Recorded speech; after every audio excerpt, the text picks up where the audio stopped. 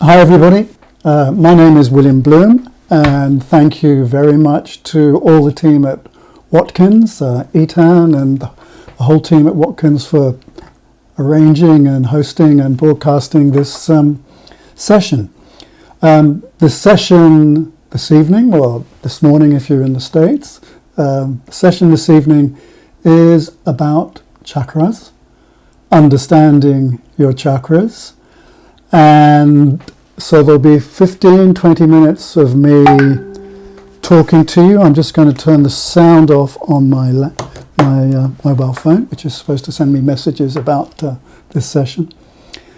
And the first 15-20 minutes will be me talking to you about chakras. It's my take on them. And then I'll lead you in a meditation around chakras, which I hope you find enjoyable and healing. I'm going to start from scratch, as if you know absolutely nothing about chakras at all, if you've not read any books, seen any pictures, and we're starting absolutely from the beginning. So chakras are a way of understanding the anatomy of your body, but this time the anatomy we're looking at is the subtle energy.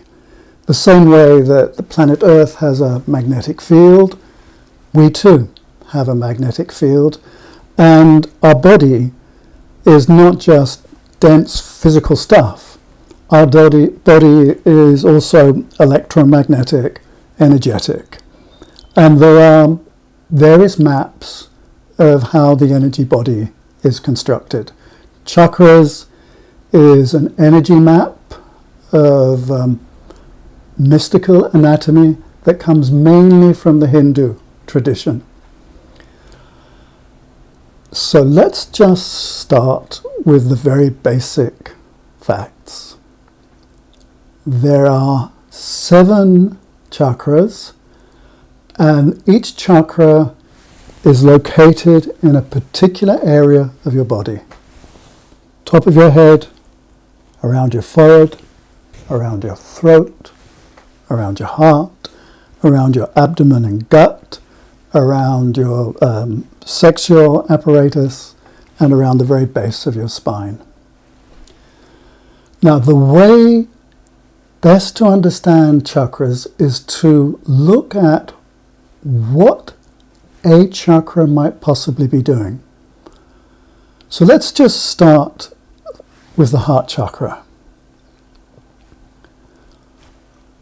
If you just focus on this area of your body, what's going on there? At a physical level, there's obviously heartbeat, lungs, breathing.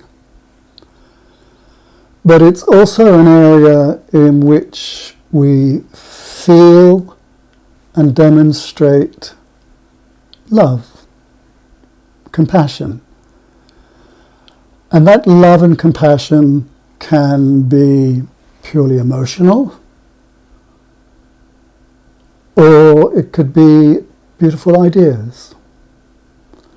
So look, here we've got one area of the body which has a physical basis to it. It's also got emotions and feelings, and it's also got thoughts, mental stuff. So the first thing we can say about a chakra as an energetic center is that it has several components to it. One component is it's physical. Another component is that it has feelings and emotions. And another component is that it has ideas and thoughts. So a chakra is not just a simple thing like a fingernail. It's multi-leveled, and it's also multifaceted. Because, for example, supposing you meet someone whom you feel love for, but at the same time your mind is going, not a good creature to feel love for, question mark over them. So you've got happening in your heart chakra, you've got two messages going on.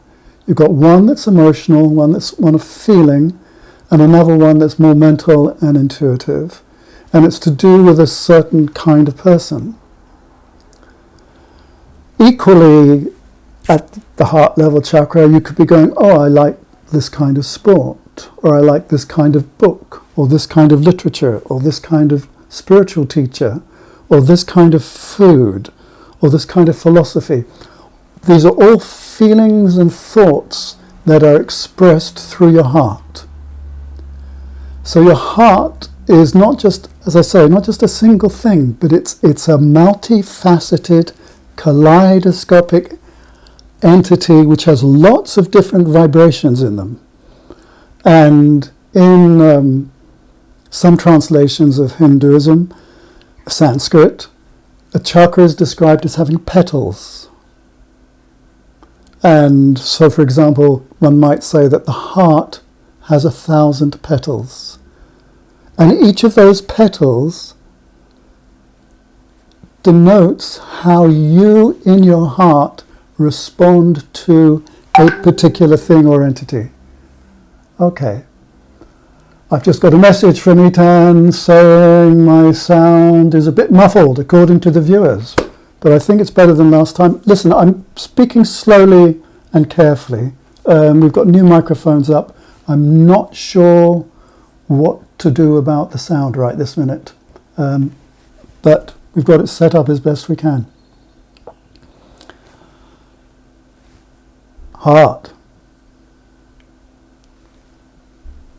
Affection, compassion, love, many-faceted to many different triggers. 1,000 petals. And what we're waiting for, looking for in the long term, is that each one of those petals in the heart is humming, spinning, vibrating in a very good flow, in a very good resonance. So when you're looking at someone's chakra or feeling into your own chakra, you need to be aware of the multidimensionality of it. So there's the heart, affection, care. Now what's going on around somebody's throat? What's going on around somebody's throat is expression. Breath is vibrated. It's an outreach into the world. It's creative. It's expansive. It's giving. But there are levels to it again. Is the throat open, resonating? Emotionally, does it resonate, express outwardly? Is there confidence there? Mentally, intellectually, with ideas, does your throat also express outwards? So again, you can see that the throat as a chakra, energetically, is a mirror of your own ability to express outwards, physically, emotionally, intellectually, mentally. And again, it is multifaceted and therefore has petals. And again, what we're looking for is that the throat becomes something that flows, expresses gracefully, has confidence, expands, has love, compassion. So we've got two chakras, heart, love, throat, expression. Then we've got the forehead chakra. And what's happening here? Look, the forehead chakra includes the eyes, ears. It's a place for bringing in information and then interpreting it. It's where you think. It's where your mind, hopefully you think, it's where your mind is interpreting the stuff that you access. Some people think of it just as a place for for the third eye, for picking up psychic input. But in actual fact, it's associated with input from everything. Now, how do you hear things? How do you receive information? How do you see information? How do you perceive it? And how does your mind, brain, then interpret it? Again, this is a very multifaceted part of your anatomy. And then the chakra here. This chakra is associated with opening and connecting out to the sky, clouds, heaven, stars, higher energies. And again, how are you opened and connected? Are you physically open and connected? Are you emotionally open and connected? Are you intellectually, mentally open and connected? So again, it's multifaceted and multi-layered. And again, what you're looking for in the long run is that it's open and flowing and beautiful. So you've got crown, forehead, throat, heart, and then we come down to the solar plexus and the gut. What is going on in the gut? Well, there's lots of new physiological information about the gut and the solar plexus, isn't there? About the gut ecology and all that stuff. So what we can know about this gut area in the solar plexus is that's the area of the body where you're dealing with gut instinct and awareness of primal emotions, feelings. It's a place where you can feel, sense, instinctively know what's coming at you. You can feel that in your gut. So again, it's multifaceted, multi-layered. And in many people, it's sometimes the most congested area because the gut is the place also for fear and anxiety. So again, what we're looking for in the gut is that it's in flow, harmonious, confident. Then we come down to the sexual organs, the area around your sexuality, your gonads, and that's compared to the complexity of the heart, compared to the complexity of the mind, compared to the complexity of the gut, the sacral area, the one around your gonads, your sexual organs, is relatively simple. It expresses with biological creativity. It expresses with biological ecstasy. It expresses with procreation. And again, that's not just going on physically, it's going on energetically, emotionally, and intuitively with ideas and mind, thought stuff. And that too needs to be softened and become harmonious and graceful and in a cool rhythm. And then at the base of the spine, there's this other chakra, the root chakra, the one that's at the base of your spine, that helps you connect deep down into Mother Earth, Gaia, nature. It's your connection with the solid world around us. And some of us have that connection very well. Some of us don't. For some people, it's a nervous place. So what we're looking at there is having a harmonious, deep, strong, confident, compassionate, loving, caring connection down into the earth. So there we have 7 chakras, each one carrying its own feelings, sensations, and moods, and thoughts, and behaviors, and actions. Each one multifaceted, because the behavior you have in one situation may not be the behavior you have in another situation. So we're looking for it to come into harmony. It's a system. So if someone is healing and harmonizing chakras, what they're doing is through a loving presence and attunement, they're feeling into where there's a congestion, where there's a tightness, where there's stuff that needs opening up or bringing into flow. But in the long run, the way it comes into flow is through you, me, each of us transforming and doing personal growth, spiritual development, and becoming more loving, more connected, more in the flow, the Tao of life, and then the chakras will come into harmony. There's another part of the story too, and this other part of the story is that, look, here is Woody, and he's got his chakras.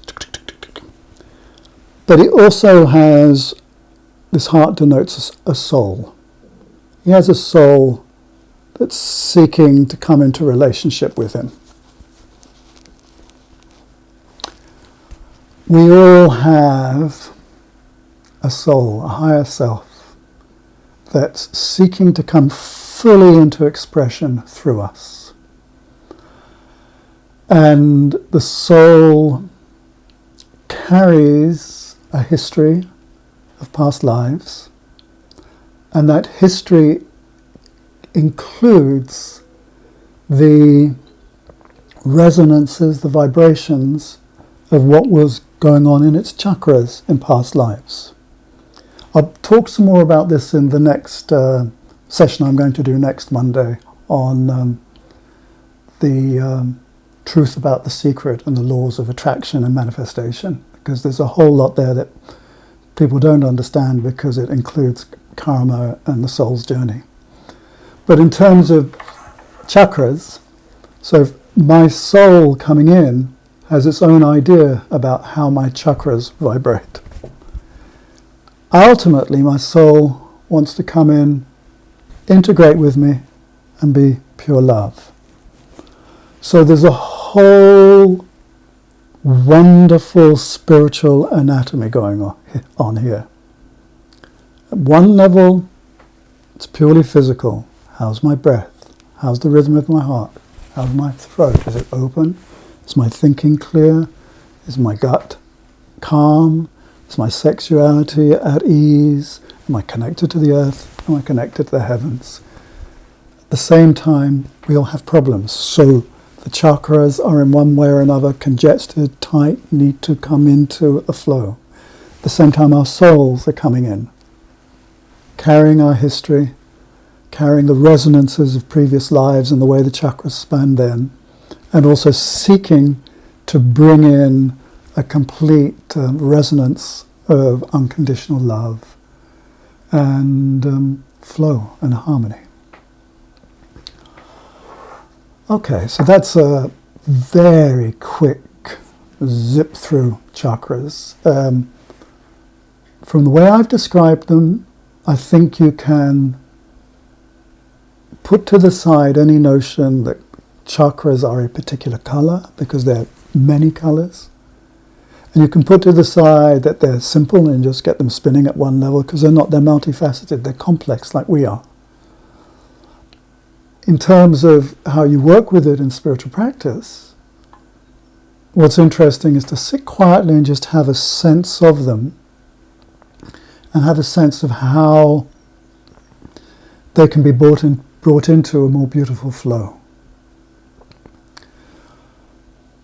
So let me lead you in a very simple chakra meditation. And afterwards, you can ask some questions. You'll see a little box under the screen that you're seeing me on at the moment, where you can type in, chat in some questions. So in this short meditation, what I want you to do in the first place is just bring into your awareness a place in landscape that you really, really love, that absolutely soothes you. I don't know where that is. It may be in the mountains, it may be in the park, it may be in your back garden, it may be by the ocean, by the sea, by a lake. But somewhere where you know that there's something about nature that soothes you.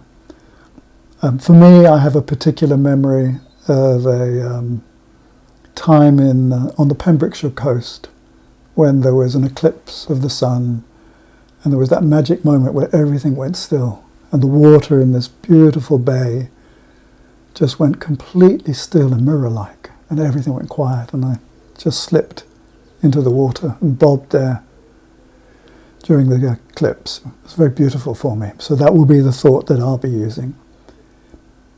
If you can't think of a thing that you particularly love, why don't you try a beautiful lake with the moon reflected off it, if you can't think of anything else. What I'm going to do then is bring them gently through each chakra.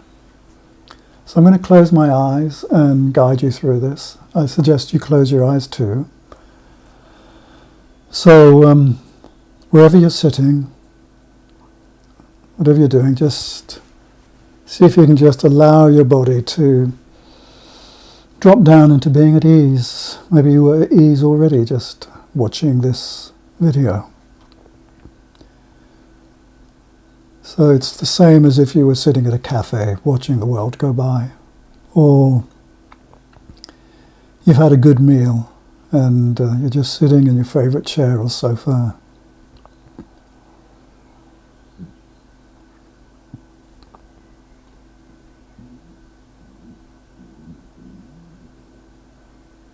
And would you take a couple of just very soft, quiet breaths down into your stomach, very slow, very quiet, very silken. Just slow, quiet breaths down into your stomach. Just 2 of them.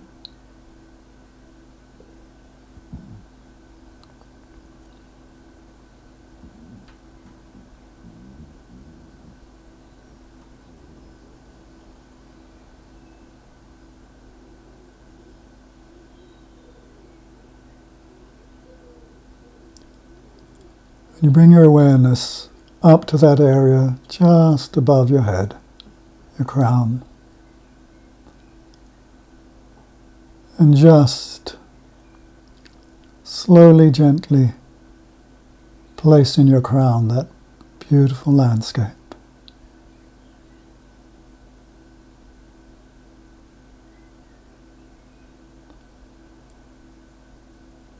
Just let it sit in the crown of your head.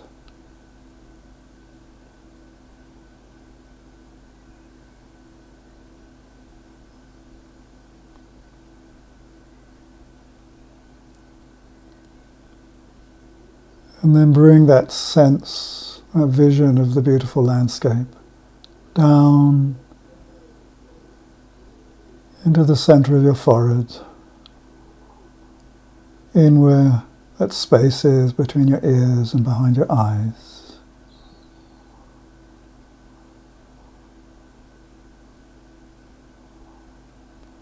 Beautiful landscape.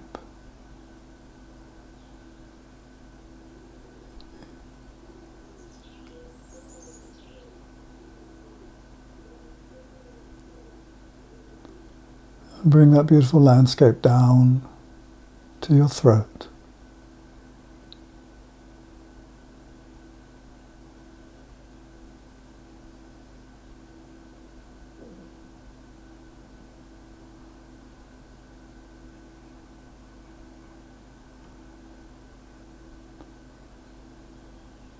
And if you feel you're losing center, then just take a couple of soft, slow breaths down into you.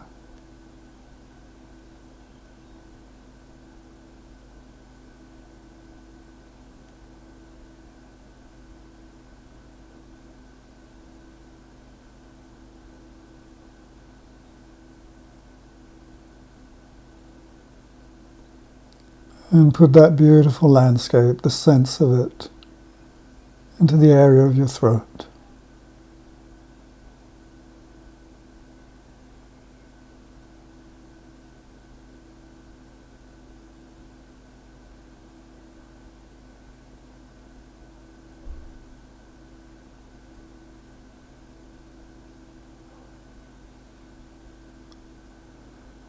And then down into your heart area, center of your chest.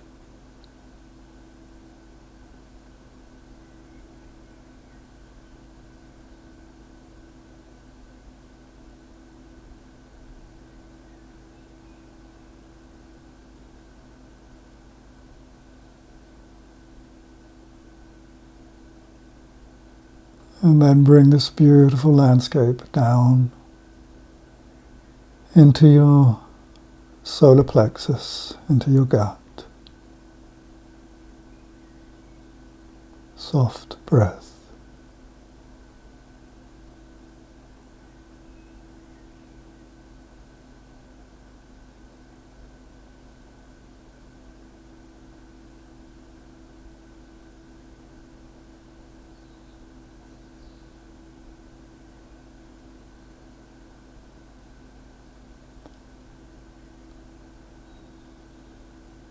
And then bring this beautiful landscape down into your sacral center,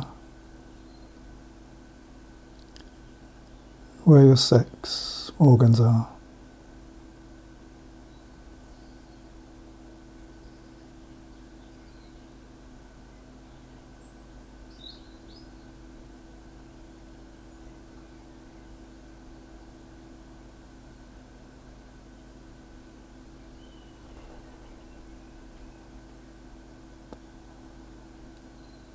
And then down to the base of your spine. Beautiful landscape in the area around the base of your spine.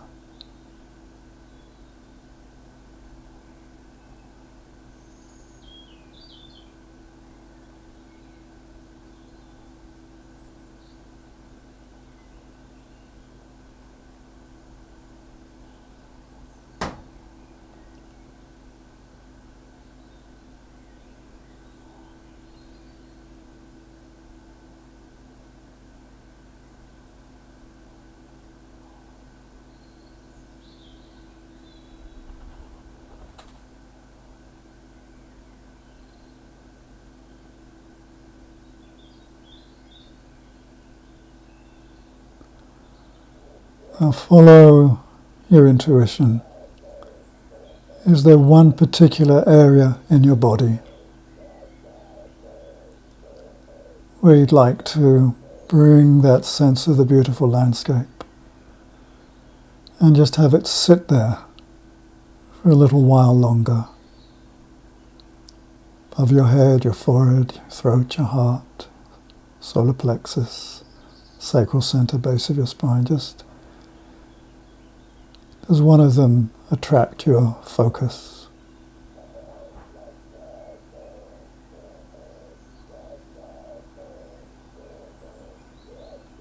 And allow your sense of beautiful landscape to sit there.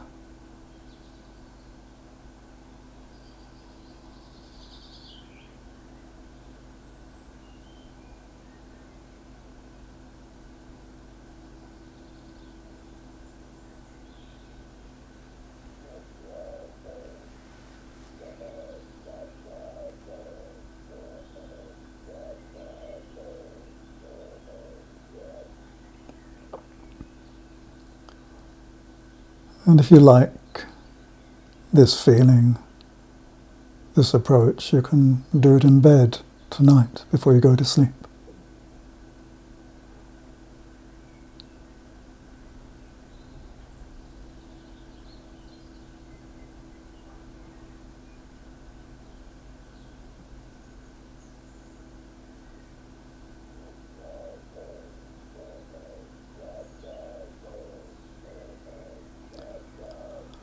Okay, and slowly release the exercise.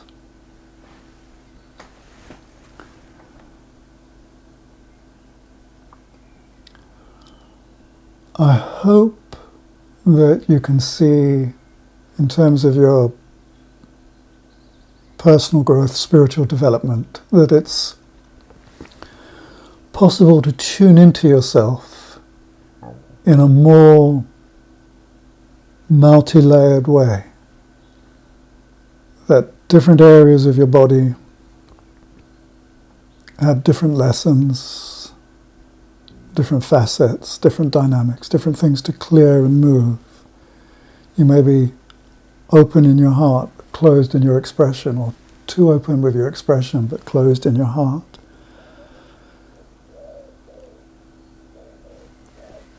It's like a musical instrument with many strings to each part of it. It's like a very complex harp.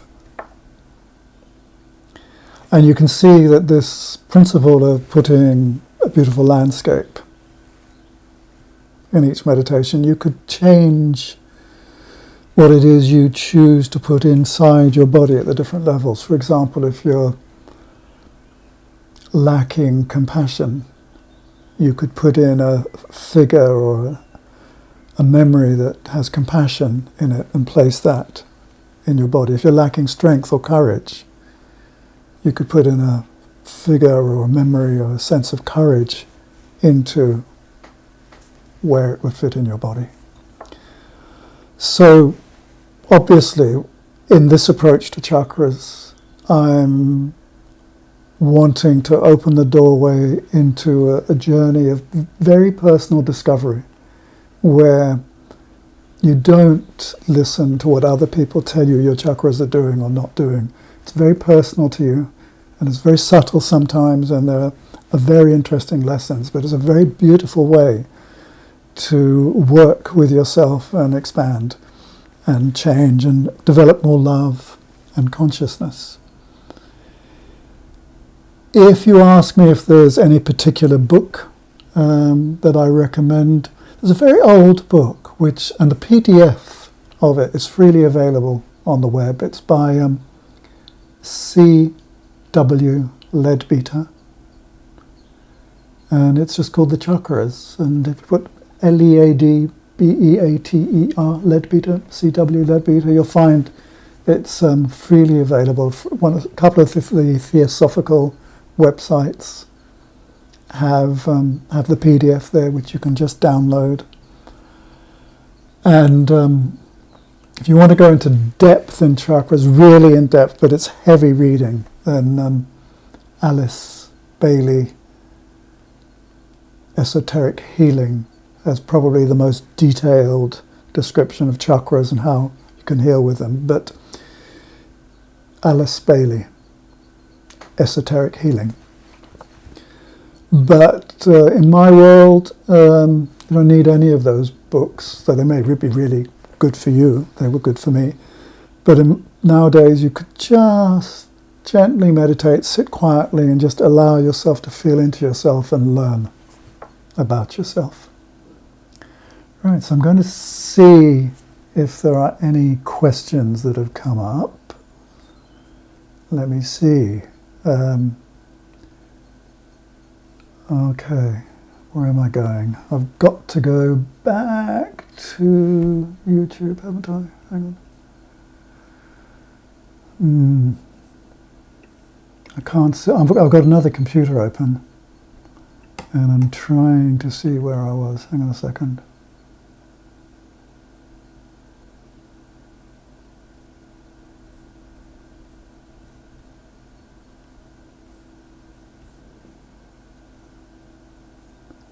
Okay, so Itan, when I go into my YouTube, I can't see it, so I'm going to take the questions directly from Itan. He's going to feed them to me. The first question that's come in is, are chakras related to your aura? Well, most people understand the aura as being, as I said earlier in the session, just like the magnetic field of the Earth. But in actual fact, if you were fully clairvoyant and could see the complete aura, then you would see that in actual fact the aura is made up of the radiance of mainly of the 7 chakras, and how they themselves are connected via a flow up and down, more or less the spine, more or less where the vagus nerve is, but also coloured by the network of meridians, the energy lines that run through the body. So the chakras fill out the aura. So if you were just catching something quite subtle, it would just be, this is just a haze of light. But if you were able to feel into it, sense into it, because many of us don't see colours. What we do is we sense into what something feels like. And just to say, even if you see a colour, you still have to go, what is the vibe inside the colour? Because you can have red that's loving and red that's angry. Just as you can have green that's loving and green that's angry. You need to feel into the vibe, and you need to sense into, for example, you can have red that belongs to physicality or emotion or thinking. You know, it's you have to feel into colours. Here's another question. Do certain chakras correspond with different Indian yoga paths towards self-realization? For example, Bhakti Yoga, Karma Yoga, Jnana Yoga, Raja Yoga. Okay. That's a really lovely question. So what it's about is there are different schools of yoga, but if you put that into ordinary language, there are different schools of spiritual development. And different schools of spiritual development focus on something that usually there's a particular teacher or group of teachers, and they're working in a certain way, and they attract people for whom it's appropriate to work in that way. So there may be a group of teachers, spiritual teachers, who are mainly meditators, who are mainly focusing on working out their relationship with the upper worlds, so to speak. So they will attract students and fellow teachers who work in that area. There may be other teachers who are more focused on developing their heart or being more devotional, so they will attract students that at that stage in their lives, that's what serves them, just as there are some spiritual development groups that work with physicality and tantra and Shakti energy. And so when we look at the different names for the different types of yoga, they're in actual fact just denoting the specific schools where the groups of students enjoyed a particular focus. So I don't know that inside those schools they are particularly aware of the spiritual anatomy with which they're working, but some of them are. It will depend on whether the teachers within them are interested in esoteric anatomy and spiritual anatomy. I would advise you, if you're looking for a school, to go taste the ones that resonate with where you are at. They all have something useful to give. Can I say something about spinning direction of the chakras, please? Spinning, for me, is a metaphor. It's a way of talking about the vibration of a chakra, the vibration of a petal within a chakra. So, for example, if I were, I'm a communicator. I teach a lot. I talk from here a lot. And supposing I realized that I was a little bit too over-energized when I focused on maths, right? So there I have a petal to do with maths, intellect, logic, communication. And what I need to do is I need to get that aspect of myself to be kinder, softer, more connected with the flow of the universe. And that petal in my chakra needs to start vibrating in the right way. Now that could be called spinning. But it's not actually spinning, it's vibrating, and it's energy that's vibrating. It's in another dimension. So spinning is a metaphor. That said, you may choose to visualize or sense your energy spinning in a particular chakra, because that helps you move and circulate the energy in it. And then you might have people saying, well, you need to spin it in a certain direction. No, not that direction, do it in that direction. And I would say to you, experiment with what feels right. There are no golden rules here. The golden rule is try out different ways and then find your own path with how to move energy through your own body.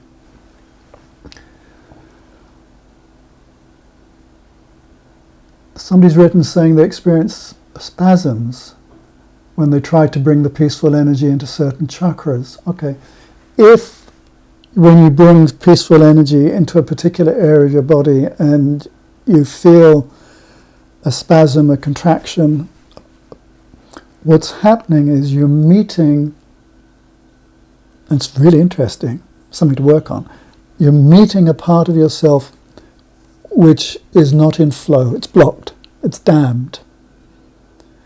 And as you bring in peaceful energy, and it is energy, although it's peaceful and calm, as you bring in peaceful energy, it hits the blocked energy,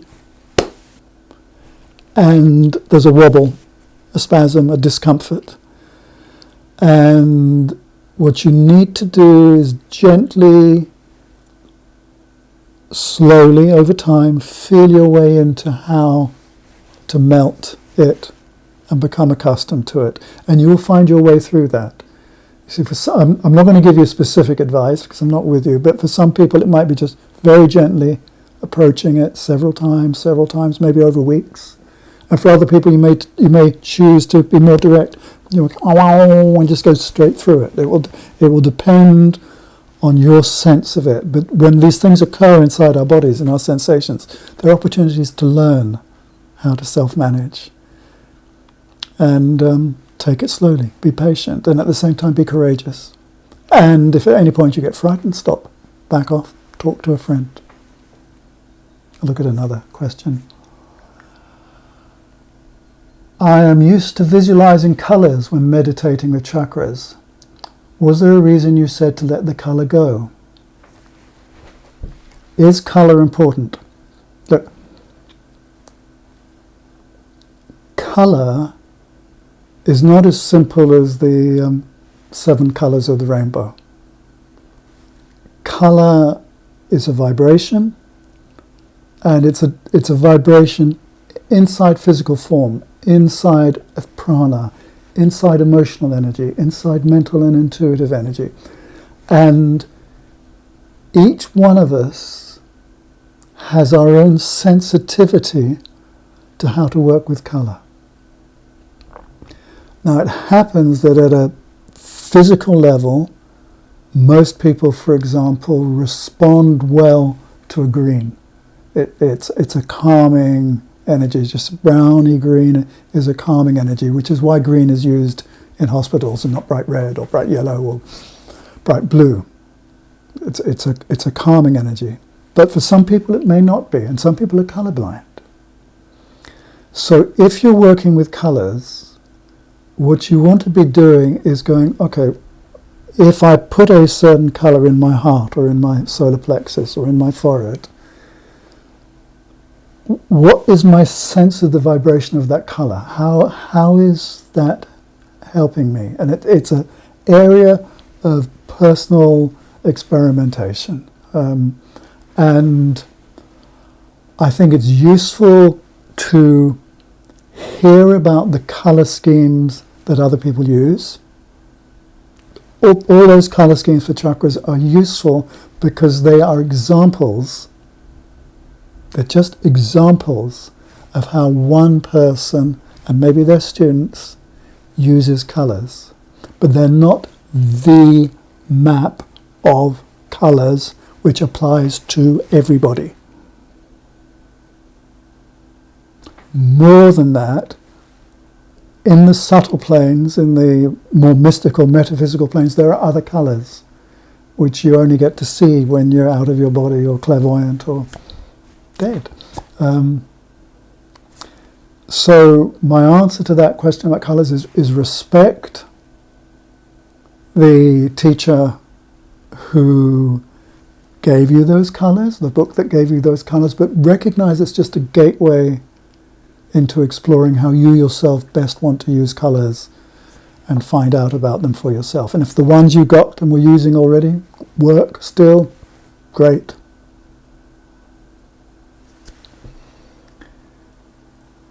What's the connection between the chakras and Kundalini energy is another question. Haha.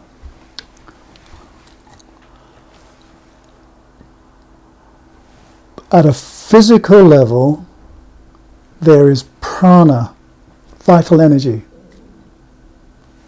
running through the body, keeping you alive. It's your vitality. And that energy also expresses through the chakras. And that energy also flows through the body. And one of the major routes of it flowing is around the spine, up and around the spine. So there's a very famous teaching that the main energy flow is up the spine. That's Kundalini energy. Up it goes, up the spine.